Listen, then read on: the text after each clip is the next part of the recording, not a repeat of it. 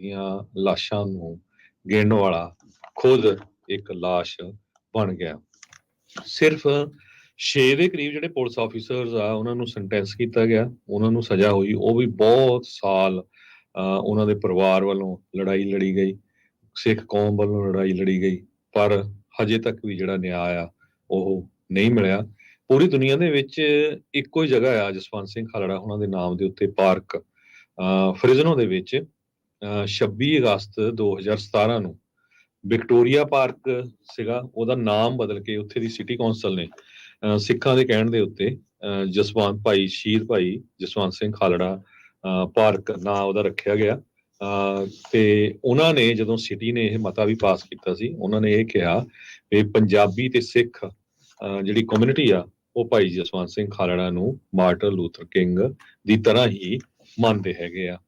ਉਹਨਾਂ ਦੇ ਨਾਮ ਦੇ ਉੱਤੇ ਫਿਲਮ ਰਿਲੀਜ਼ ਹੋਣੀ ਸੀ, ਉਹ ਕਾਫੀ ਲੰਮੇ ਸਮੇਂ ਤੋਂ ਜਿਹੜੀ ਸੈਂਸਰ ਬੋਰਡ ਨੇ ਫੜੀ ਹੋਈ ਹੈਗੀ ਆ, ਰੱਖੀ ਹੋਈ ਆ।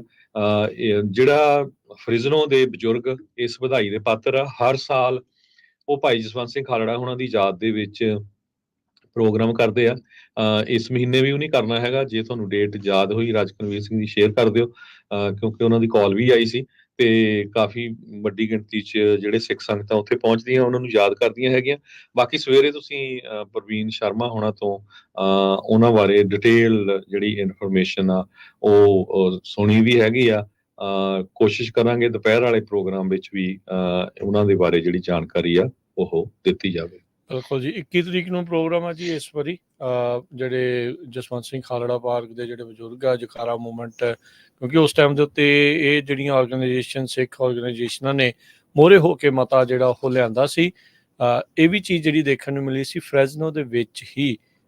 ਇਸ ਚੀਜ਼ ਦੇ ਉਲਟ ਵੀ ਜਿਹੜੇ ਕਈ ਲੋਕ ਜਿਹੜੇ ਉਹ ਚੱਲ ਰਹੇ ਸੀਗੇ, ਜਿਹੜੇ ਚਾਹੁੰਦੇ ਨਹੀਂ ਸੀਗੇ ਵੀ ਭਾਈ ਖਾਲੜਾ ਜੀ ਦੇ ਨਾਮ ਦੇ ਉੱਤੇ ਅਜਿਹਾ ਪਾਰਕ ਜਾਂ ਸਿੱਖਾਂ ਦੇ ਹੱਕ ਦੀ ਜਿਹੜੀ ਉਹ ਗੱਲ ਹੋਵੇ। ਪਰ ਸਾਰਿਆਂ ਨੇ ਜ਼ੋਰ ਮਾਰ ਕੇ ਇਵੈਂਚੁਅਲੀ ਇਸ ਨੂੰ ਜਿਹੜਾ ਉਹ ਪਾਸ ਕਰਵਾਇਆ ਸੀ।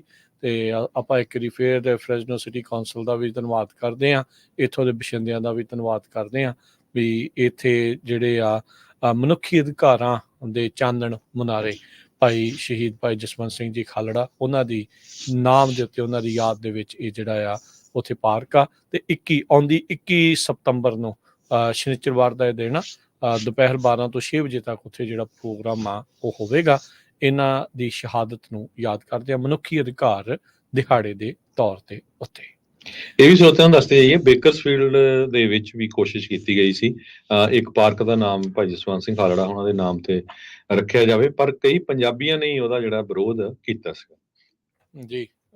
ਇਹ ਦੇਖੋ, ਕਈਆਂ ਨੂੰ ਕਿਸੇ ਹੋਰ ਕਹਿ ਸਕਦੇ ਹਾਂ ਵੀ ਵਿਚਾਰਧਾਰਾ ਦੇ ਨਾਲ ਕੋਈ ਚੀਜ਼ ਉਲਟ ਹੋ ਸਕਦਾ ਆ, ਪਰ ਅਣਮਨੁੱਖੀ ਤਸ਼ੱਦਦ ਨੂੰ ਉਜਾਗਰ ਕਰਨ ਵਾਲਾ, ਮਨੁੱਖੀ ਅਧਿਕਾਰਾਂ ਦੀ ਗੱਲ ਕਰਨ ਵਾਲਾ, ਉਹਦੇ ਵਿੱਚ ਕਿਸੇ ਨੂੰ ਕੋਈ ਤਕਲੀਫ ਨਹੀਂ ਹੋਣੀ ਚਾਹੀਦੀ। ਪਰ ਅਫਸੋਸ ਦੇ ਨਾਲ ਕਹਿਣਾ ਪੈਂਦਾ ਆ ਵੀ ਫਿਰ ਵੀ ਅਜਿਹੇ ਲੋਕ ਦੁਨੀਆ ਦੇ ਉੱਤੇ ਮੌਜੂਦ ਨੇ ਜਿਹੜੇ ਆਪ ਇੱਦਾਂ ਦੀਆਂ ਜਿਹੜੀਆਂ ਕਰਤੂਤਾਂ ਜਿਹੜੀਆਂ ਉਹ ਕਰਦੇ ਆ। ਉਹਨਾਂ ਸ਼ਹੀਦਾਂ ਦਾ, ਉਹਨਾਂ ਇਨਸਾਨੀਅਤ ਦੇ ਲਈ ਨਾਮ ਕਮਾਉਣ ਵਾਲੇ ਲੋਕਾਂ ਦਾ, ਇਨਸਾਨੀਅਤ ਦੀ ਬਾਤ ਪਾਉਣ ਵਾਲੇ ਲੋਕਾਂ ਦੇ ਵੀ ਉਲਟ ਜਿਹੜੇ ਉਹ ਆ ਕੇ ਭੁਗਤ ਜਾਂਦੇ ਆ ਆਪਣੀਆਂ ਜਿਹੜੀਆਂ ਨਿੱਜੀ ਕਹਿ ਲਓ ਵੀ ਵਿਚਾਰਧਾਰਕ ਵਖਰੇਵਿਆਂ ਦੇ ਜਿਹੜੇ ਕਰਕੇ, ਕਿਉਂਕਿ ਦੂਜੇ ਪਾਸੇ ਜਿਹੜੇ ਲੋਕ ਆ ਉਹ ਥੋੜ੍ਹੇ ਜਿਹੇ ਉਹਨਾਂ ਦੇ ਵਿਚਾਰਾਂ ਦੇ ਨਾਲ ਮੇਲ ਨਹੀਂ ਖਾਂਦੇ, ਪਰ ਤਾਂ ਵੀ ਇਹ ਜਿਹੇ ਕਾਮਨ ਪੁਆਇੰਟ ਦੇ ਉੱਤੇ ਵੀ ਉਹ ਨਾਲ ਜੁੜਨ ਨੂੰ ਜਿਹੜੇ ਉਹ ਰਾਜੀ ਨਹੀਂ ਹੁੰਦੇ। ਅਫਸੋਸ ਹੈ ਉਸ ਚੀਜ਼ ਦਾ, ਪਰ ਉਮੀਦ ਕਰਦੇ ਹਾਂ ਪ੍ਰਮਾਤਮਾ ਉਹਨਾਂ ਨੂੰ ਸਮੱਤ ਬਖਸ਼ੇ ਤੇ ਇੱਦਾਂ ਦੇ ਜਿਹੜੇ ਮਨੁੱਖੀ ਅਧਿਕਾਰਾਂ ਦੇ ਚਾਨਣ ਮੁਨਾਰੇ ਆ, ਉਹਨਾਂ ਦੇ ਯਾਦਗਾਰ ਆ, ਉਹਨਾਂ ਦੀਆਂ ਯਾਦਾਂ ਆ, ਉਹ ਇਸੇ ਤਰੀਕੇ ਦੇ ਨਾਲ ਬਰਕਰਾਰ ਰਹਿਣ ਤੇ ਉਹ ਅੱਗੇ ਵਧਦੀਆਂ ਰਹਿਣ। ਹਰਜੋਤ ਸਿੰਘ ਜੀ, ਆਪਾਂ ਹੁਣ ਅਮਰੀਕਾ ਦੀਆਂ ਤੇ ਅੰਤਰਰਾਸ਼ਟਰੀ ਖਬਰਾਂ ਦੇ ਵੱਲ ਨੂੰ ਜਿਹੜਾ ਉਹ ਵੱਧਦੇ ਆ। ਇੱਕ ਅਮਰੀਕਨ ਐਕਟਿਵਿਸਟ ਵੈਸਟ ਬੈਂਕ, ਜਿਹੜਾ ਆਕੂਪਾਈਡ ਵੈਸਟ ਬੈਂਕ ਜਿਹਨੂੰ ਆਖਿਆ ਜਾਂਦਾ ਹੈ ਅਕਸਰ, ਫਲਸਤੀਨ ਦੇ ਵਿੱਚ ਉਸ ਨੂੰ ਮਾਰ ਦਿੱਤਾ ਗਿਆ ਆ। ਮੰਨਿਆ ਇਹ ਜਾ ਰਿਹਾ ਵੀ ਇਜ਼ਰਾਈਲੀ ਫੋਰਸਾਂ ਦੀ ਗੋਲੀ ਦੇ ਨਾਲ ਇਸ ਅਮਰੀਕਨ ਐਕਟਿਵਿਸਟ ਦੀ ਮੌਤ ਹੋਈ ਹੈ। 26 ਸਾਲਾ ਅਮਰੀਕਨ ਔਰਤ ਇਹ ਆਕੂਪਾਈ ਜਿਹੜੇ ਵੈਸਟ ਬੈਂਕ ਦੇ ਵਿੱਚ ਪ੍ਰੋਟੈਸਟ ਦੇ ਵਿੱਚ ਉੱਥੇ ਸੀਗੀ, ਆਇਸਨਰ ਅਜ਼ਗੀ ਆਯਾਗੀ। ਇਹ ਤੁਰਕੀ ਦੀ ਵੀ ਜਿਹੜੀ ਨਾਲ ਸਿਟੀਜ਼ਨ ਹੈਗੀ ਆ ਤੇ ਨਾਲ ਹੀ ਇਹ ਅਮਰੀਕਨ ਸਿਟੀਜ਼ਨ ਵੀ ਆ।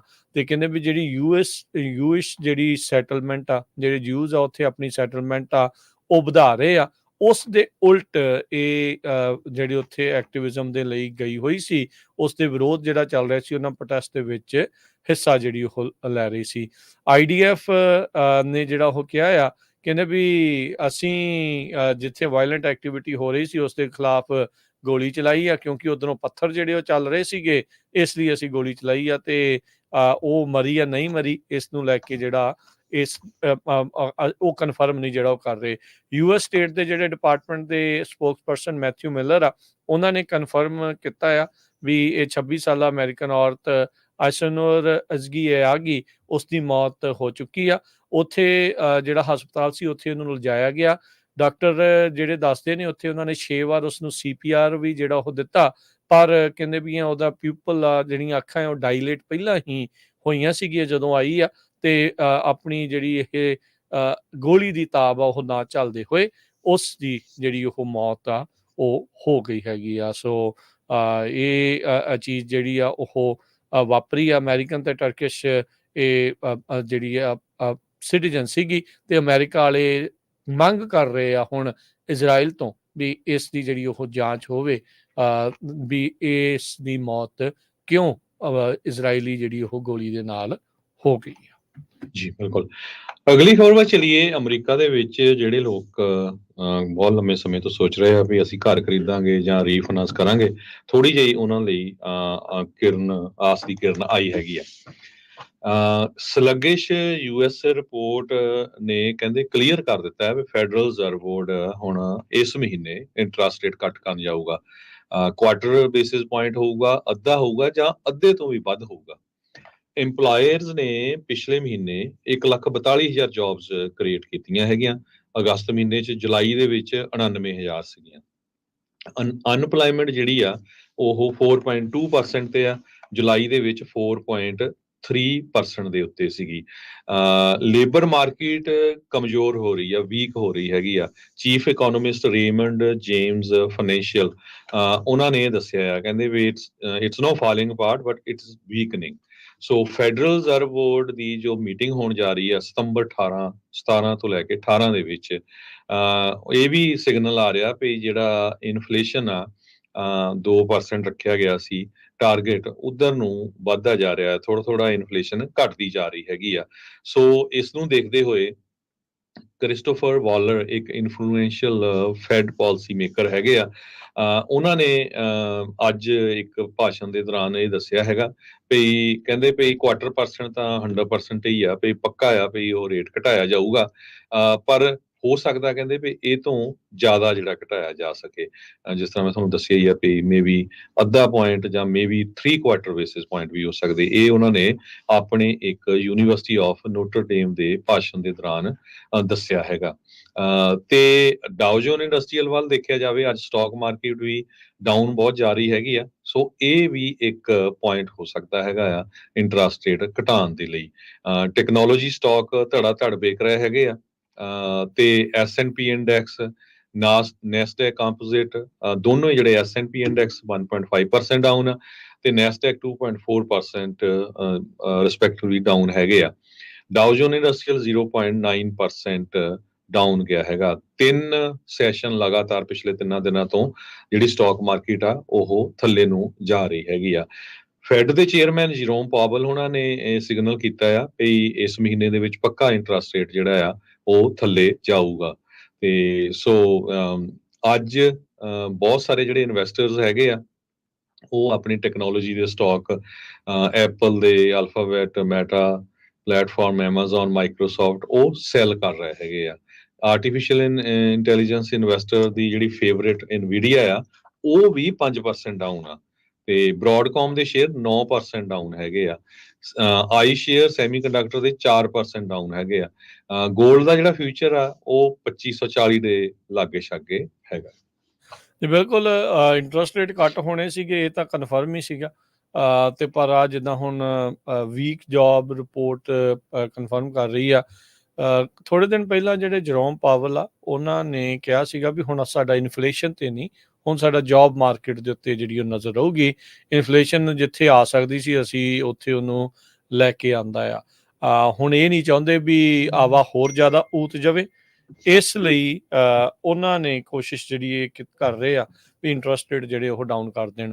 ਪਹਿਲੋਂ ਤਾਂ ਸ਼ਾਇਦ ਹਰਜੋਤ ਸਿੰਘ ਜੀ ਇਹ ਸੋਚ ਸੀਗੀ ਵੀ ਮੇਬੀ ਸ਼ਾਇਦ ਕੁਆਟਰ ਜਿਹੜਾ ਪਰਸੈਂਟ ਆ ਉਹ ਥੱਲੇ ਜਾਊਗਾ, ਪਰ ਹੁਣ ਜਿਹੜੇ ਆ 3 ਕੁਆਟਰਸ ਯਾਨੀ ਕਿ 75 ਬੇਸਿਸ ਪੁਆਇੰਟ ਤੱਕ ਵੀ ਥੱਲੇ ਨੂੰ ਜਿਹੜੀ ਮਾਰਕੀਟ ਆ ਫੈਡ ਦੇ ਜਿਹੜੇ ਇੰਟਰਸਟ ਰੇਟ ਆ ਉਹ ਥੱਲੇ ਨੂੰ ਜਾ ਸਕਦੇ ਹੈਗੇ ਆ।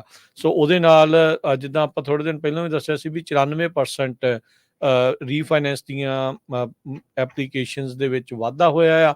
ਹੋ ਸਕਦਾ ਵੀ ਉਹ ਆંકੜੇ ਹੋਰ ਵੀ ਜ਼ਿਆਦਾ ਵਧਣ। ਇਹੀ ਨਹੀਂ, ਜਿਨ੍ਹਾਂ ਨੇ ਨਵੇਂ ਘਰ ਖਰੀਦਣੇ ਆ ਉਹਨਾਂ ਨੂੰ ਵੀ ਲੱਗੂਗਾ ਵੀ ਸਾਡੇ ਕੋਲ ਬਾਇਰ ਨੂੰ ਇੱਕ ਮੌਕਾ ਜਿਹੜਾ ਉਹ ਆ ਰਿਹਾ ਆ। ਅਫੋਰਡੇਬਿਲਿਟੀ ਦਾ ਧਿਆਨ ਰੱਖਿਓ, ਇਹ ਗੱਲ ਜਿਹੜੀ ਬਹੁਤ ਜ਼ਿਆਦਾ ਜ਼ਰੂਰੀ ਆ ਵੀ ਜੇ ਤੁਸੀਂ ਵਾਕਿਆ ਹੀ ਅਫੋਰਡ ਕਰ ਸਕਦੇ ਆ ਫਿਰ ਹੀ ਤੁਸੀਂ ਉਹ ਚੀਜ਼ ਨੂੰ ਕਰੋ। ਬਾਕੀ ਰੀਫਾਈਨੈਂਸ ਦਾ ਜਦੋਂ ਮੌਕਾ ਆਉਂਦਾ ਆ ਤਾਂ ਉਹਦੇ ਨਾਲ ਤੁਹਾਨੂੰ ਕਾਫੀ ਜ਼ਿਆਦਾ ਅਸਰ ਤੁਹਾਡੀ ਕਹਿ ਲਓ ਵੀ ਮੰਥਲੀ ਪੇਮੈਂਟਸ ਦੇ ਵਿੱਚ ਪੈ ਸਕਦਾ ਆ। ਇਹ ਚੀਜ਼ ਜਿਹੜੀ ਨਾਲ ਇਹ ਹੁੰਦੀ ਹੈ ਜ਼ਰੂਰ ਹਰਜੋਤ ਸਿੰਘ ਜੀ, ਬੰਦਾ ਸੋਚ ਤਾਂ ਲੈਂਦਾ ਆ ਪਰ make sure you have the closing cost too, ਵੀ ਉਹ ਵੀ ਤੁਹਾਡੇ ਨਾਲ ਆ। ਕਈ ਤਰੀਕੇ ਦੀਆਂ ਡੀਲਸ ਆ, ਉਹ ਸਾਰਾ ਕੁਛ ਤੁਹਾਡੇ ਮੋਹਰੇ ਜਿਹੜੀਆਂ ਉਹ ਆਉਣਗੀਆਂ। ਸੋ ਮੇਕ ਸ਼ੋਰ ਕਰੋ ਵੀ ਇਨਫੋਰਮਡ ਡਿਸੀਜਨ, ਗੁੱਡ ਡਿਸੀਜਨ ਜਿਹੜਾ ਆ ਉਹ ਤੁਸੀਂ ਬਣਾਉਣਾ ਆ ਜੀ। ਅਗਲੀ ਖਬਰ ਵੱਲ ਚੱਲੀਏ, ਜਿਹੜੀ ਨਿਊਯਾਰਕ ਟਾਈਮਜ਼ ਰਿਪੋਰਟ ਕਰ ਰਿਹਾ ਕੈਲੀਫੋਰਨੀਆ ਦੀ ਬਾਬਤ। ਕੈਲੀਫੋਰਨੀਆ ਦੇ ਵਿੱਚ ਪਿਛਲੇ ਦਿਨਾਂ ਤੋਂ ਬਹੁਤ ਜ਼ਿਆਦਾ ਜਿਹੜੀ ਗਰਮੀ ਆ ਉਹ ਚੱਲ ਰਹੀ ਹੈਗੀ ਆ, ਤੇ ਹਜੇ ਵੀ ਐਤਵਾਰ ਸੋਮਵਾਰ ਤੱਕ 100 ਡਿਗਰੀ ਤੱਕ ਬਹੁਤ ਸਾਰੇ ਏਰੀਏ ਦੇ ਵਿੱਚ ਟੈਂਪਰੇਚਰ ਪਹੁੰਚਣਾ ਹੈਗਾ। 31 ਮਿਲੀਅਨ ਲੋਕਾਂ ਨੂੰ ਐਕਸੈਸਿਵ ਹੀਟ ਦੀ ਜਿਹੜੀ ਵਾਰਨਿੰਗ ਆ ਉਹ ਦਿੱਤੀ ਗਈ ਹੈਗੀ ਆ। ਨੈਸ਼ਨਲ ਵੈਦਰ ਸਰਵਿਸ ਨੇ ਇਹ ਦੱਸਿਆ ਵੀ even Santa Barbara, Ventura, Los Angeles County ਦੇ ਜਿਹੜੇ ਕੋਸਟ ਆ ਸਮੁੰਦਰ ਦੇ ਲਾਗੇ ਛਾਗੇ ਵਾਲੇ ਏਰੀਆ, ਉੱਥੇ ਵੀ ਜਿਹੜਾ ਟੈਂਪਰੇਚਰ ਆ ਇੰਨਾ ਜ਼ਿਆਦਾ ਹਾਈ ਹੋਇਆ ਹੈਗਾ। ਯੂਜ਼ਲੀ ਇਹਨਾਂ ਦਿਨਾਂ ਦੇ ਵਿੱਚ ਹੁੰਦਾ ਨਹੀਂ ਹੈਗਾ। ਇਹ ਇੱਕ ਕਹਿੰਦੇ ਵੀ ਐਕਸੈਸਿਵ ਜਿਹੜੀ ਹੀਟ ਵਾਰਨਿੰਗ ਆ ਬਹੁਤ ਸੀਰੀਅਸ ਹੈਗੀ ਆ। ਇਹ ਸਿਹਤ ਨੂੰ ਬੜਾ ਜ਼ਿਆਦਾ ਅਸਰ ਕਰ ਸਕਦੀ ਆ। 10 ਤੋਂ 50% ਡੈਥ ਰੇਟ ਵੱਧ ਸਕਦੇ ਹੈਗੇ ਈਵਨ ਰਾਤ ਦੇ ਟਾਈਮ। ਬਹੁਤ ਵਾਰ ਕਿਸੇ ਦਾ ਏਸੀ ਖਰਾਬ ਹੋ ਗਿਆ ਜਾਂ ਗਰਮੀ ਹੈਗੀ ਆ ਜਾਂ ਕਿਸੇ ਨੂੰ ਆਲਰੇਡੀ ਹੈਲਥ ਦਾ ਇਸ਼ੂ ਹੈਗਾ ਆ, ਉਹਨਾਂ ਦੇ ਕਰਕੇ ਡੈਥ ਰੇਟ ਵੱਧ ਸਕਦੇ ਹੈਗੇ ਆ। ਬਰਬੈਂਕ ਸਦਰਨ ਕੈਲੀਫੋਰਨੀਆ ਦੇ ਵਿੱਚ ਜਿਹੜਾ 에ਅਰਪੋਰਟ ਆ ਉੱਥੇ ਜਿਹੜਾ ਟੈਂਪਰੇਚਰ 114 ਡਿਗਰੀ ਕੱਲ ਪਹੁੰਚਿਆ ਹੋਇਆ ਸੀ। ਕਹਿੰਦੇ ਵੀ ਇਹ ਰੈਕਡ ਹਾਈ ਹੈਗਾ। ਜੁਲਾਈ 2018 ਦੇ ਵਿੱਚ ਤੇ ਸਤੰਬਰ 2020 ਦੇ ਵਿੱਚ ਟੈਂਪਰੇਚਰ ਇੱਥੇ ਜਿਹੜਾ ਪਹੁੰਚਿਆ ਸੀਗਾ। ਸੈਂਟਾ ਬਾਰਬਰਾ ਦੇ ਲਾਗੇ ਈਵਨ ਦੋ ਸੀ ਬਰੀਜ਼ ਹੈਗੀ, ਉੱਥੇ ਵੀ ਜਿਹੜਾ ਟੈਂਪਰੇਚਰ ਬਹੁਤ ਹਾਈ ਪਹੁੰਚਿਆ ਹੈ। ਸੋ ਸਾਰਿਆਂ ਨੂੰ ਹੀਟ ਤੋਂ ਬਚਣਾ ਚਾਹੀਦਾ ਹੈਗਾ, ਤੇ 3 ਕੁ ਦਿਨ ਹੋਰ ਹੈਗੇ ਆ, ਉਹ ਤੋਂ ਬਾਅਦ ਹੋਪਫੁਲੀ ਜਿਹੜਾ ਟੈਂਪਰੇਚਰ ਆ ਉਹ ਡਾਊਨ ਜਾਊਗਾ ਜੀ। ਅਗਲੀ ਜਿਹੜੀ ਹਰਜੋਤ ਸਿੰਘ ਜੀ ਖਬਰ ਕਰਦੇ ਜਾਈਏ, ਬੜਾ ਇੱਕ ਘਿਨਾਉਣਾ ਜਿਹਾ ਕੰਮ ਫਰਾਂਸ ਦੇ ਵਿੱਚ ਜਿਹੜਾ ਹੈ ਵਾਪਰਿਆ ਸੀ। ਫਰਾਂਸ ਦੀ ਉਹ ਜਿਹੜੀ ਔਰਤ ਆ ਉਸਨੇ ਆਪਣੇ ਘਰ ਵਾਲੇ ਦੇ ਉੱਤੇ ਦੋਸ਼ ਲਾਏ ਸੀਗੇ ਵੀ ਉਸ ਨੂੰ ਨਸ਼ੀਲੇ ਪਦਾਰਥ ਖਵਾ ਦਿੰਦਾ ਸੀ ਤੇ ਉਸ ਤੋਂ ਬਾਅਦ ਦੇ ਵਿੱਚ ਉਹ ਕਈ ਬੰਦਿਆਂ ਨੂੰ ਸੱਦਦਾ ਸੀ ਤਾਂ ਜੋ ਉਹਦੇ ਨਾਲ ਉਹ ਰੇਪ ਕਰ ਸਕਣ। ਇਹ ਕਹਿੰਦੀ ਵੀ ਹੁਣ ਬੀਬੀ ਆਪ ਅਦਾਲਤ ਦੇ ਵਿੱਚ ਇਸ ਮਾਮਲੇ ਨੂੰ ਲੈ ਕੇ ਟੈਸਟੀਫਾਈ ਕਰ ਰਹੀ ਆ। ਜਿਜ਼ਲ ਪੈਲੀਕੋਟ ਨੇ ਕਹਿੰਦੇ ਵੀ ਇੰਨੇ ਜ਼ਿਆਦਾ ਟਰੌਮੇ ਚੋਂ ਲੰਘਣ ਦੇ ਬਾਵਜੂਦ ਵੀ ਅਦਾਲਤ ਵਿੱਚ ਜਾ ਕੇ ਇਹ ਸਾਰਾ ਕੁਝ ਜਿਹੜਾ ਉਹ ਦੱਸਿਆ ਹੈਗਾ ਆ। ਡੋਮਿਨਿਕੀ ਪੈਲੀਕੋਟ ਜੋ ਹੁਣ 71 ਸਾਲ ਦਾ ਆ, ਉਸ ਦੇ ਉੱਤੇ ਇਹ ਦੋਸ਼ ਆ ਵੀ ਉਸਨੇ 50 ਘੱਟੋ ਘੱਟ ਲੋਕਾਂ ਨੂੰ ਇਸ ਤਰੀਕੇ ਦੇ ਨਾਲ ਜਿਹੜਾ ਉਹ ਘਰੇ ਸੱਦਿਆ, ਐਗਰੀਵੇਟਿਡ ਰੇਪ ਜਿਹੜਾ ਉਹ ਕਰਾਇਆ, ਤੇ ਹੁਣ ਕਹਿੰਦੇ ਵੀ ਉਸਨੂੰ 20 ਸਾਲ ਤੱਕ ਦੀ ਸਜ਼ਾ ਹੋ ਸਕਦੀ ਆ। ਉਸ ਦੇ ਨਾਲ 50 ਹੋਰ ਜਾਣਿਆਂ ਨੂੰ ਵੀ ਜਿਨ੍ਹਾਂ ਨੇ ਇਸ ਪੂਰੀ ਸਕੀਮ ਦੇ ਵਿੱਚ ਭਾਗ ਲਿਆ ਉਹ ਵੀ ਟਰਾਇਲ ਦਾ ਸਾਹਮਣਾ ਜਿਹੜਾ ਆ ਉਹ ਕਰ ਰਹੇ ਹੈਗੇ ਆ। ਸੋ ਇਹ ਇੱਕ ਜਿਹੜੀ ਚੀਜ਼ ਆ ਬੜੀ ਘਿਨਾਉਣੀ ਜਿਹੜੀ ਆ ਹਰਜੋਤ ਸਿੰਘ ਜੀ ਵਾਪਰੀ ਸੀਗੀ। ਕਹਿੰਦੇ ਵੀ 2020 ਦੇ ਅਖੀਰ ਦੇ ਵਿੱਚ ਇਹ ਪਤਾ ਲੱਗਾ ਸੀਗਾ, ਇੱਕ ਸਿਕਿਉਰਿਟੀ ਏਜੰਟ ਨੇ ਇਸ ਬੀਬੀ ਦੇ ਘਰ ਵਾਲੇ ਨੂੰ ਚੋਰੀ ਉਸ ਦੀਆਂ ਤਸਵੀਰਾਂ ਖਿੱਚ ਕੇ ਜਿਹੜਾ ਸੁਪਰਮਾਰਕੀਟ ਦੇ ਵਿੱਚ ਖਿੱਚ ਰਿਹਾ ਸੀਗਾ, ਉਦੋਂ ਜਿਹੜਾ ਉਸ ਨੂੰ ਫੜਿਆ ਸੀ, ਜਿਸ ਤੋਂ ਬਾਅਦ ਦੇ ਵਿੱਚ ਉਦੋਂ ਇਸ ਦੀ ਜਾਂਚ ਇਸ ਬੰਦੇ ਦੀ ਹੋਣੀ ਸ਼ੁਰੂ ਹੋਈ, ਫੋਨ ਦੀ, ਕੰਪਿਊਟਰ ਦੀ, ਤੇ ਉੱਥੋਂ ਜਿਹੜਾ ਬਾਅਦ 'ਚ ਪਤਾ ਲੱਗਾ ਵੀ ਇਸ ਨੇ ਤਾਂ ਹਜ਼ਾਰਾਂ ਹੀ ਜਿਹੜੀਆਂ ਫੋਟੋਆਂ ਤੇ ਵੀਡੀਓਆਂ ਹੋਰ ਲੋਕਾਂ ਦੀਆਂ ਆਪਣੀ ਘਰਵਾਲੀ ਦੇ ਨਾਲ ਹੀ ਜੋ ਇਹ ਘਿਨਾਉਣੇ ਕੰਮ ਕਰਦਿਆਂ ਦੀਆਂ ਉਹਨੇ ਖਿੱਚ ਕੇ ਆਪਣੇ ਕੰਪਿਊਟਰ ਦੇ ਵਿੱਚ ਰੱਖੀਆਂ ਸੀ। ਫਿਰ ਜਿਹੜਾ ਕਹਿੰਦੇ ਵੀ ਇਹ ਪਤਾ ਲੱਗਾ, ਕਹਿੰਦੇ ਵੀ 10 ਸਾਲ ਤੱਕ ਇਹ ਇਲੈਬੋਰੇਟ ਸਿਸਟਮ ਇਸ ਬੰਦੇ ਨੇ ਆਪਣੀ ਹੀ ਘਰਵਾਲੀ ਦੇ ਉਲਟ ਜਿਹੜਾ ਉਹ ਵਰਤਿਆ ਆ। ਤੇ ਹੁਣ ਇਹ ਜਿਹੜੀ ਬੀਬੀ ਆ ਮੂਹਰੇ ਆ ਕੇ ਇਹ ਸਾਰਾ ਕੁਝ ਜਿਹੜੀ ਉਹ ਦੱਸ ਰਹੀ ਆ।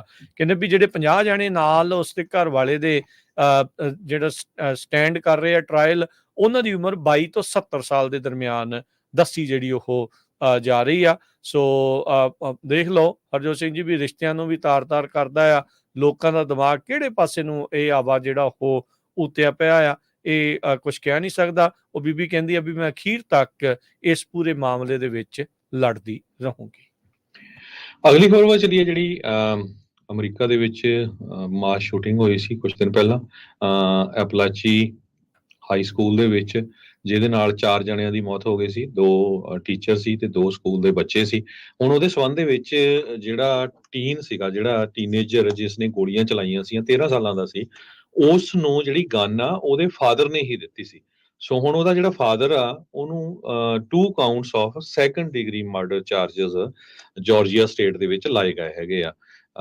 ਤੇ ਇਸ ਦੇ ਮੁਤਾਬਕ ਕਹਿੰਦੇ ਵੀ ਉਹਨੂੰ 180 ਸਾਲਾਂ ਦੀ ਸਜ਼ਾ ਹੋ ਸਕਦੀ ਆ ਜੇ ਉਹ ਕਨਵਿਕਟ ਹੁੰਦਾ ਹੈ।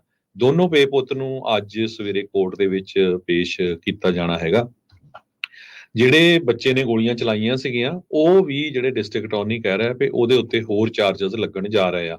ਹਾਲਾਂਕਿ ਜੱਜ ਨੇ ਇਹ ਕਿਹਾ ਵੀ ਉਹਨੂੰ ਫਾਂਸੀ ਨਹੀਂ ਦਿੱਤੀ ਜਾ ਸਕਦੀ, ਡੈਥ ਪੈਨਲਟੀ ਨਹੀਂ ਦਿੱਤੀ ਜਾ ਸਕਦੀ, ਪਰ ਲਾਈਫ ਇੰਪ੍ਰਿਜ਼ਨਮੈਂਟ ਉਹਦੀ ਜਿਹੜੀ ਆ ਹੋ ਸਕਦੀ ਹੈਗੀ ਆ। ਅਪਲਾਚੀ ਸ਼ੂਟਿੰਗ ਦੇ ਸਸਪੈਕਟ ਦੀ ਇੱਕ ਜਿਹੜੀ ਚਾਚੀ ਆ, ਆਂਟ ਆ, ਉਹਨੇ ਇਹ ਕਿਹਾ ਆ ਵੀ ਇਹ ਵਾਪਰਨਾ ਨਹੀਂ ਚਾਹੀਦਾ ਸੀ। ਪਤਾ ਨਹੀਂ ਕਿਉਂ ਉਹਦੇ ਫਾਦਰ ਨੇ ਜਿਹੜੀ ਆ ਗਨ, ਹਾਲਾਂਕਿ ਉਹ ਲੀਗਲੀ ਖਰੀਦੀ ਗਈ ਸੀ, ਕੋਲਨ ਗ੍ਰੇ ਦਾ ਉਹਦਾ ਜਿਹੜਾ ਫਾਦਰ ਹੈਗਾ ਆ 54 ਸਾਲਾਂ ਦਾ, ਤੇ ਉਸ ਨੇ ਆਪਣੇ ਬੱਚੇ ਨੂੰ ਦਿੱਤੀ ਹੈਗੀ ਆ। 30 ਸਾਲਾਂ ਦੀ ਸਜ਼ਾ ਉਹਨੂੰ ਹਰ ਇੱਕ ਕਾਊਂਟ ਦੇ ਉੱਤੇ ਸੈਕੰਡ ਡਿਗਰੀ ਫੈਲਨੀ ਮਰਡਰ, 10 ਸਾਲਾਂ ਦੀ each count of involuntary manslaughter ਦੀ, ਤੇ 10 ਸਾਲ prison each count of cruelty to children. So total 180 ਸਾਲਾਂ ਦੀ ਜਿਹੜੀ ਆ ਸਜ਼ਾ ਬਣਦੀ ਹੈਗੀ ਆ। ਈਵਨ ਇਹ ਪਰਿਵਾਰ ਦਾ ਜੇ ਪਿਛੋਕੜ ਦੇਖਿਆ ਜਾਵੇ, ਕਹਿੰਦੇ ਇਦਾਂ ਦਾ ਹੀ ਸੀ। ਉਹਦੀ ਜਿਹੜੀ ਮਾਂ ਆ ਜਿਹਨੇ ਸ਼ੂਟ ਕੀਤਾ ਸੀ, ਉਹਨੂੰ ਵੀ ਜਿਹੜੇ ਵਾਰੰਟ ਆ ਉਹਦੇ 2023 ਚ ਇਸ਼ੂ ਕੀਤੇ ਗਏ ਸੀ, ਫੈਲਨੀ ਦੇ, ਮਿਸਡਮੀਨਰ ਦੇ, ਹੋਰ ਇਦਾਂ ਦੇ ਡਰੱਗ ਰੱਖਣ ਦੇ। ਸੋ ਇਹ ਪਰਿਵਾਰ ਦੇ ਵਿੱਚ ਜਿਹੜੀ ਪ੍ਰੋਬਲਮ ਸੀਗੀ। ਤੇ ਅੱਜ ਸਵੇਰੇ ਦੋਨੋਂ ਜਣੇ ਜਿਹੜੇ ਪੇਸ਼ ਹੋ ਰਹੇ ਆ, ਪਰ 4 ਜਣੇ ਜਿਹੜੇ 2 ਟੀਚਰ ਬਹੁਤ ਹੀ ਵਧੀਆ ਟੀਚਰ ਸੀ, ਕਹਿੰਦੇ 2 ਬੱਚੇ ਵਿਚਾਰੇ ਜਿਨ੍ਹਾਂ ਨੇ ਆਪਣੀ ਜ਼ਿੰਦਗੀ ਜਿਹੜੀ ਆਉਣ ਵਾਲੇ ਸਮੇਂ 'ਚ ਦੇਖਣੀ ਸੀ, ਉਹਨਾਂ ਨੂੰ ਗੋਲੀਆਂ ਦੀ ਭੇਂਟ ਇਸ ਨੇ ਚਾੜ ਦਿੱਤਾ।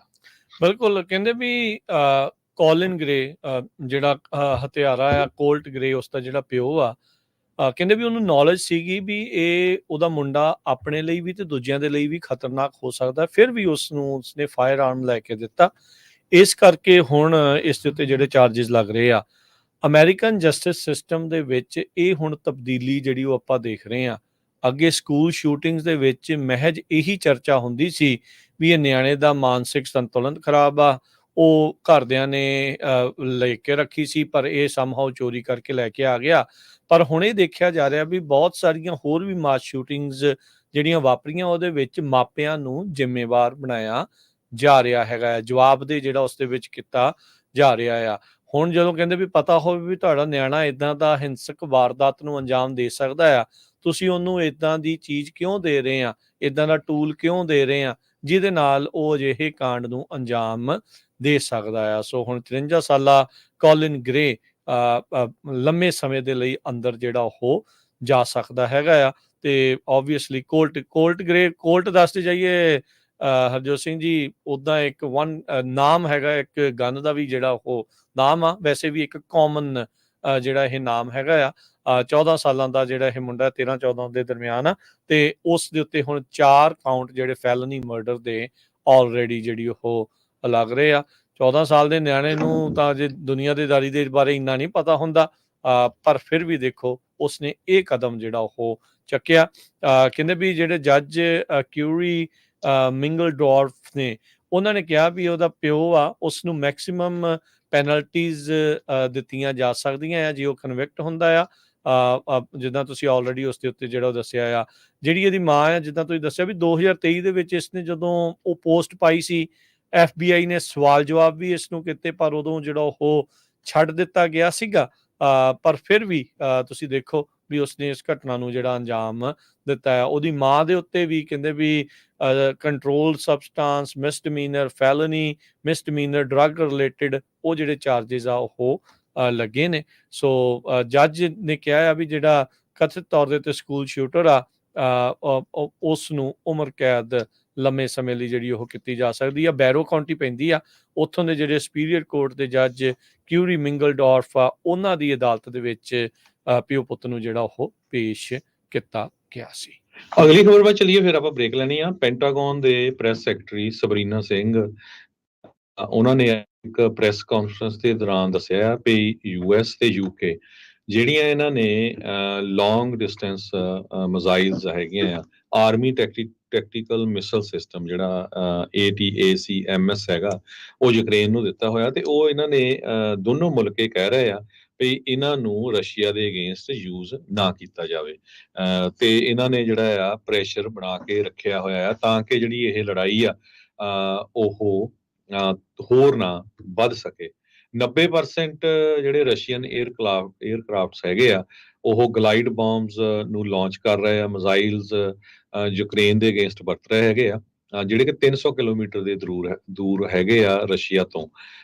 ਪਰ ਕਿਉਂਕਿ ਯੂਕਰੇਨ ਦੇ ਕੋਲ ਆਲਰੇਡੀ ਇਹ ਜਿਹੜਾ ਡਿਫੈਂਸ ਦਾ ਸਮਾਨ ਆ ਮਿਜ਼ਾਈਲ ਸਿਸਟਮ ਵਾਲਾ, ਇਹ ਅਮਰੀਕਾ ਤੇ UK ਨੇ ਦਿੱਤਾ ਹੋਇਆ ਆ। ਹਜੇ ਤੱਕ ਇਹਨਾਂ ਨੇ ਯੂਕਰੇਨ ਨੂੰ ਹਾਂ ਨਹੀਂ ਕੀਤੀ ਹੈਗੀ ਵੀ ਇਸ ਨੂੰ ਯੂਜ਼ ਕੀਤਾ ਜਾਵੇ।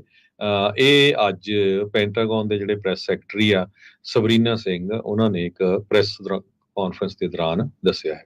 ਜੀ, ਹੁਣ ਲੈਣੇ ਜੀ ਆਪਾਂ ਇੱਕ ਬ੍ਰੇਕ ਤੋਂ ਬਾਅਦ ਦੇ ਵਿੱਚ ਹੋਰ ਵੀ ਖਬਰਾਂ ਦਾ ਸਿਲਸਿਲਾ ਜਾਰੀ ਰੱਖਾਂਗੇ। ਜੁੜੇ ਰਹੋ ਏਦਾਂ ਹੀ ਅਪਡੇਟ ਅਮਰੀਕਾ ਦੇ ਨਾਲ।